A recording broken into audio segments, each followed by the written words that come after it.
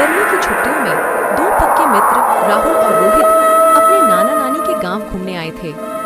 शहर में रहने वालों को गांव का माहौल बहुत सुहावना लगता है।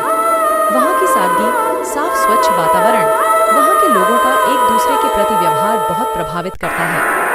गांव में राहुल और रोहित का अच्छे से मन लग गया था। एक दिन राहुल और रोहित सोचते हैं कि आज गांव के आसपास वाले जंगल में घूमकर आते हैं।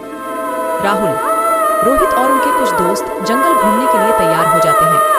गांव का एक लड़का कहता है कि तुम्हें वहां नहीं जाना चाहिए, वहां खतरा हो सकता है। लेकिन वह लोग नहीं मानते और जंगल निकल पड़ते हैं। जंगल में अंदर जाते समय उन्हें कुछ अजीब सा महसूस होने लगता है। उन्हें लगता है जैसे कोई उसका पीछा कर रहा है। तो राहुल और रोहित के कुछ दोस्त वापस जाने के लिए कहते हैं। लेकिन रोहित को डरपोक कहकर मजाक उड़ाता है कि तुम अपने ही गांव के जंगल से डरते हो। और रोहित आगे बढ़ने लगता है।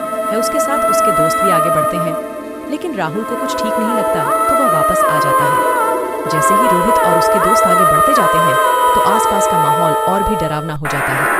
अजीब आवाज सुनाई देने लगती है। उन सबका ध्यान एक आवाज की ओर जाता है जो उन्हें अपनी तरफ आकर्षित कर रही होती है, जो कि एक आदमी की होती है जो कह रहा होता है, मुझे बचाओ। उसे आवाज की तरफ बढ़ते कुछ दूरी पर इन्हें एक झोपड़ी दिखाई देती है जहां से वह आवाज आ रही थी। रोहित आगे बढ़कर उसके दरवाजे को खोलने की कोशिश करने लगता है, जो थोड़ी देर बाद खुल जाता है। रोहित अंदर देखा है पर अंदर कोई भी नहीं दिखाई देता। रोहित आश्चर्यचकित रह गया था कि यहाँ पर कोई भी नहीं है तो आवाज कहाँ से आ रही थी। रोहित वैसे ही अपने दोस्तों की तरफ देखा है, उसके दोस्त गायब और रोहित डरने लगा। रोहित वापस झोपड़ी की तरफ देखा और उसके चेहरे और आंखों के सामने कुछ आता है और रोहित बेहोश हो जाता है। अगले पार्ट 2 में रोहित के साथ क्या हुआ, उसके दोस्त कहाँ गए, रोहित को जो दिखा